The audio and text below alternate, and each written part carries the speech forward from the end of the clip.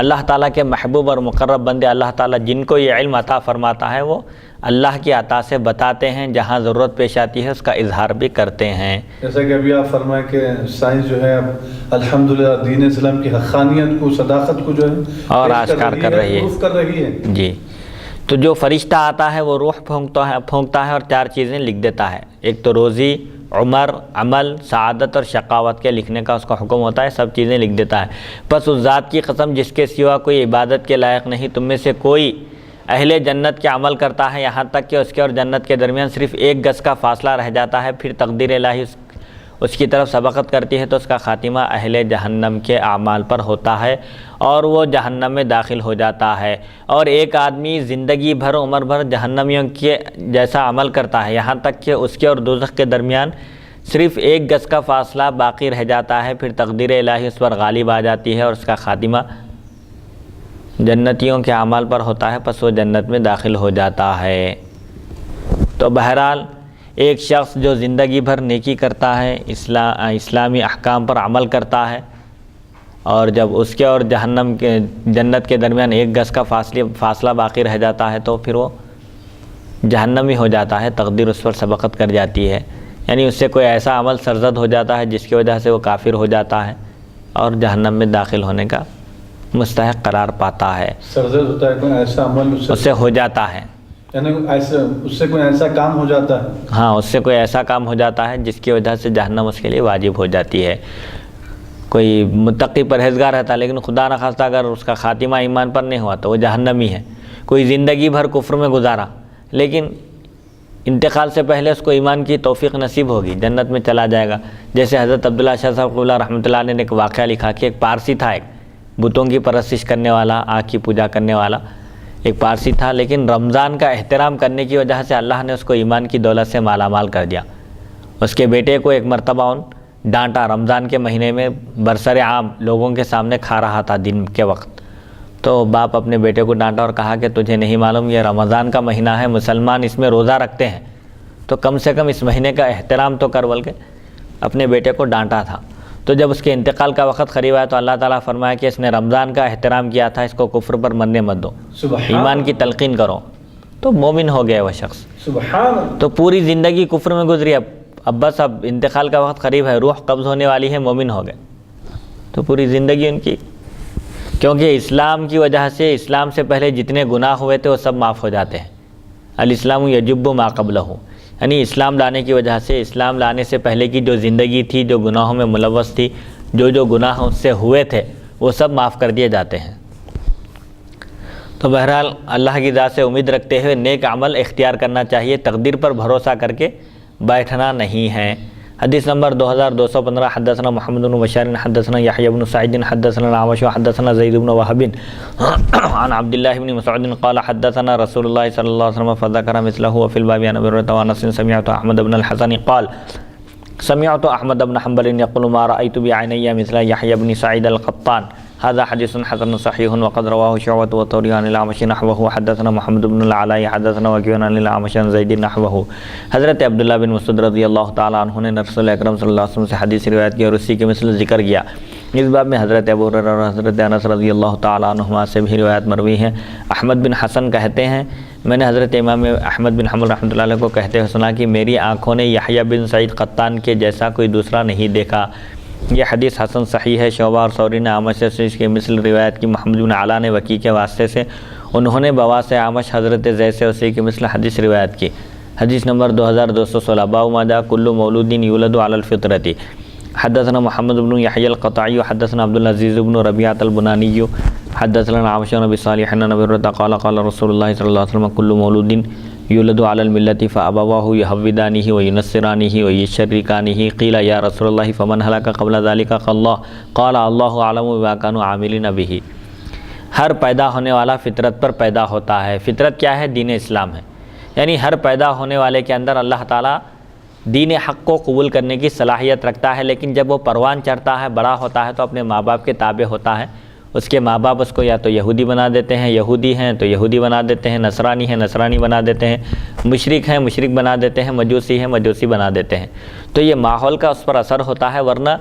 فی نفسی ہی اس کے اندر دین حق کو قبول کرنے کی صلاحیت موجود ہے۔ حضرت ابو ہریرہ رضی اللہ تعالیٰ عنہ روایت کرتے ہیں رسول اکرم صلی اللہ علیہ وسلم نے ارشاد فرمایا ہر بچہ ملت اسلامیہ پر پیدا ہوتا ہے، پھر اس کے ماں باپ اسے یہودی، عیسائی اور مشرک بنا دیتے ہیں۔ عرض کیا گیا یا رسول اللہ صلی اللہ علیہ وسلم جو بچے جوان ہونے سے پہلے فوت ہو جاتے ہیں، بڑے ہونے سے پہلے، بالغ ہونے سے پہلے، عقل مند ہونے سے پہلے جو انتقال کر جاتے ہیں، تو ان کا کیا حکم ہے، ان کا کیا حال ہے؟ تو آپ نے فرمایا کہ اللہ تعالیٰ خوب جانتا ہے کہ ان کو کیا کرنا تھا، یعنی بڑے ہو کر وہ کیا کرنے والے تھے، کس دین کو اختیار کرنے والے تھے، یہ اللہ تعالیٰ ہی بہتر جانتا ہے۔ اسی لیے مشرکین کے بچوں کے بارے میں بعض لوگ کہتے ہیں، بعض علماء یہ کہتے ہیں کہ وہ اپنے ماں باپ کے تابع ہونے کی وجہ سے مشرک ہی کہلائیں گے، اور علماء کی ایک جماعت یہ کہتی ہے کہ وہ بچے ہیں اور ہر بچے کے اندر دین حق کو قبول کرنے کی صلاحیت ہوتی ہے، اللہ تعالیٰ ان کو فطرت پر پیدا فرماتا ہے، تو اس لحاظ سے وہ مومن ہوں گے اور جنت میں جنتیوں کی خدمتگار کی حیثیت سے ان کی خدمت کریں گے، خادم رہیں گے۔ اور بعض لوگ کہتے ہیں کہ بھئی توقف کرنا چاہیے، اللہ کو معلوم کہ وہ بڑے ہو کر کس دین کو اختیار کرنے والے تھے۔ بہرحال جمہور کا مسلک یہ ہے کہ مشرکین کے بچے جنت میں جائیں گے جو ابھی بلوغ کی عمر کو نہیں پہنچے، بالغ نہیں ہوئے، عاقل نہیں ہوئے۔ حدیث نمبر 2217 حدثنا ابو قریب والحسین بن حریث قال حدثنا وکیع عن الاعمش عن ابی صالح عن ابی هريرة عن النبي صلی اللہ علیہ وسلم نحوه بمعناه وقال يولد على الفطرة هذا حديث حسن صحيح وقد رواه شعبة وغيره عن الاعمش عن ابی صالح عن ابی هريرة عن النبي صلی اللہ علیہ وسلم فقال يولد على الفطرة۔ حضرت ابو ہریرہ رضی اللہ تعالیٰ عنہ نبی اکرم صلی اللہ علیہ وسلم سے اسی حدیث کے ہم معنی روایت کرتے ہیں، لیکن وہاں یولد علی الملت کی جگہ یولد علی الفطرتی کے الفاظ ہیں۔ بہرحال دونوں کا خلاصہ ایک ہی ہے کہ دین حق کو قبول کرنے کی صلاحیت ان کے اندر موجود ہوتی ہے۔ یہ حدیث حسن صحیح ہے۔ شعبہ وغیرہ نے اعمش سے روایت بیان کی، انہوں نے ابو صالح کے واسطے حضرت ابو ہریرہ رضی اللہ تعالیٰ عنہ سے رسول اکرم صلی اللہ علیہ وسلم کا ارشاد پاک نقل کیا، اور اس میں یولد علی الفطرتی کے الفاظ ہیں، علی الملتی کے بجائے علی الفطرتی کے الفاظ ہیں۔ حدیث نمبر 2218 باب ما جاء لا يرد القدر الا الدعاء۔ حدثنا محمد بن حبیۃ الرازی وسعید بن یعقوب قال حدثنا یحیی بن الضریس عن ابی مودود عن سلیمان التیمی عن ابی عثمان النہدی عن سلمان قال قال رسول اللہ صلی اللہ علیہ وسلم لا يرد القضاء الا الدعاء ولا يزيد في العمر الا البر وفي الباب عن ابی اسید هذا حدیث حسن غریب لا نعرفه الا من حدیث یحیی بن الضریس وابو مودود اثنان احدهم يقال له فضة والآخر عبد العزیز بن ابی سلیمان احدهما بصری والآخر مدینی وکانا فی عصر واحد وابو مودود الذی روا هذا الحدیث اسمه فضة بصری۔ صرف دعا ہی تقدیر کو بدل سکتی ہے۔ حضرت سلمان رضی اللہ تعالیٰ عنہ سے مروی ہے رسول اکرم صلی اللہ علیہ وسلم نے ارشاد فرمایا تقدیر کو دعا ہی بدل سکتی ہے اور نیکی ہی سے عمر میں اضافہ ہوتا ہے۔ اس باب میں ابو سعید سے بھی روایت مذکور ہے، یہ حدیث حسن غریب ہے، اور ہم اس کو صرف یحییٰ بن ضریس کے حوالے سے جانتے ہیں۔ ابو مودود دو ہیں، ابو مودود نام کے دو ہیں، ایک کا نام فضہ ہے اور دوسرے عبدالعزیز بن ابی سلیمان ہیں۔ اول الذکر یعنی ابو مودود جن کا نام فضہ ہے بصری ہیں وہ، جبکہ دوسرے مدینہ کے رہنے والے ہیں، دونوں ہم عصر ہیں، دونوں کا زمانہ ایک ہے، اور اس حدیث کے راوی ابو مودود فضہ بصری ہیں۔ خالی ابو مودود آیا تھا ذکر تو اس کی امام ترمذی رحمۃ اللہ علیہ تشریح کرتے ہیں، وضاحت فرماتے ہیں کہ یہاں ابو مودود سے مراد ابو مودود فضہ بصری ہیں۔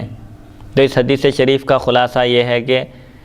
تقدیر کو دعا بدل سکتی ہے اور انسان کی عمر میں اضافہ ہوتا ہے، نیکی کرنے سے، بھلائی کرنے سے، حسن سلوک کرنے سے اس کی عمر میں اضافہ ہوتا ہے۔ اب عمر میں اضافے سے کیا مراد ہے؟ محدثین کرام فرماتے ہیں کہ اس کا نیکی کے ساتھ ذکر باقی رہتا ہے اس کے انتقال کے بعد بھی۔ یہ بھی ہو سکتا ہے، یہ بھی ہو سکتا ہے، یہی ہونا بلکہ ضروری نہیں ہے، یہی ہونا ضروری نہیں ہے۔ نیکی عمر میں اضافہ سے مراد یہ بھی ہو سکتا ہے کہ اگر وہ لوگوں کے ساتھ حسن سلوک کرے گا، لوگوں کی مصیبتوں کو دور کرے گا، ان کی سفارش کرے گا، ان کے کام آئے گا، تو اس کی عمر فلاں سے فلاں سن تک پہنچے گی اور اس کی عمر اتنی بڑھے گی، یہ بھی ہو سکتا ہے۔ یا ایک تشریح جو محدثین کرام فرمائے وہ یہ بھی ہے کہ اس کے انتقال کے بعد بھی اس کا ذکر خیر جاری رہے گا، اس کو لوگ یاد رکھیں گے، یہ اصل چیز ہے۔ حدیث نمبر 2219 باب ما جاء ان القلوب بین اصبع الرحمن۔ حدثنا حناد حدثنا ابو معاویہ عن الاعمش عن ابی سفیان عن انس قال كان رسول اللہ صلی اللہ علیہ وسلم یکثر ان یقول یا مقلب القلوب ثبت قلبی علی دینک فقلت یا نبی اللہ آمنا بک وما جئت به فهل تخاف علینا قال نعم ان القلوب بین اصبعین من اصابع اللہ یقلبها کیف شاء وفی الباب عن النواس بن سمعان و ام سلمۃ و عائشہ و ابی ذر ھذا حدیث حسن صحیح وھکذا رواہ غیر واحد عن الاعمش عن ابی سفیان عن انس وروى بعضهم عن الاعمش عن ابی سفیان عن جابر عن النبی صلی اللہ علیہ وسلم وحدیث ابی سفیان عن انس اصح۔ حضرت انس رضی اللہ تعالیٰ عنہ فرماتے ہیں رسول اکرم صلی اللہ علیہ وسلم اکثر یہ دعا پڑھا کرتے تھے، اے دلوں کو پھیرنے والے، میرے دل کو اپنے دین پر ثابت قدم رکھ۔ میں نے عرض کیا ہے اللہ کے نبی صلی اللہ علیہ وسلم، ہم آپ پر اور آپ کے لائے ہوئے دین پر ایمان لائے، کیا آپ کو ہمارے دین سے پھر جانے کا ڈر ہے؟ یعنی ہم اللہ پر اور آپ کی ذات پر ایمان لائے اور جو کچھ احکام آپ لائے تھے ان پر ہم ایمان لائے، تو کیا آپ کو ڈر ہے کہ ہم نعوذ باللہ من ذالک دین اسلام سے ہٹ جائیں گے؟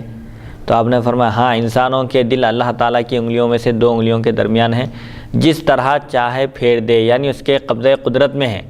اس باب میں نواس بن سمعان، ام سلمہ، عائشہ اور ابو ذر رضی اللہ عنہم سے بھی حدیث پاک مروی ہے۔ یہ حدیث حسن صحیح ہے، اور اسی طرح کئی راویوں نے اعمش سے بواس ابو سفیان حضرت انس رضی اللہ تعالیٰ عنہ، اور بعض نے اعمش سے بواس ابو سفیان و جابر رضی اللہ عنہ رسول اکرم صلی اللہ علیہ وسلم سے روایت کی ہے، اور ابو سفیان کے واسطے سے حضرت انس رضی اللہ عنہ کی روایت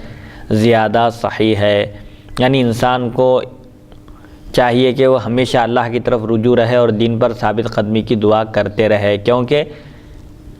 دل انسان کا دل اللہ تعالیٰ کے قبضۂ قدرت میں ہے، جس طرف چاہے وہ پھیر دے سکتا ہے۔ اسی لیے ہمیشہ اس کی پناہ میں رہنا چاہیے، دین پر ثابت قدمی استقامت کی دعا کرتے رہنا چاہیے، ورنہ بہت سارے لوگ ایسے بھی گزرے ہیں جو نیکی کی راہ پر گامزن تھے، نیکی کا کام کر رہے تھے، لیکن تقدیر غالب آ گئے اور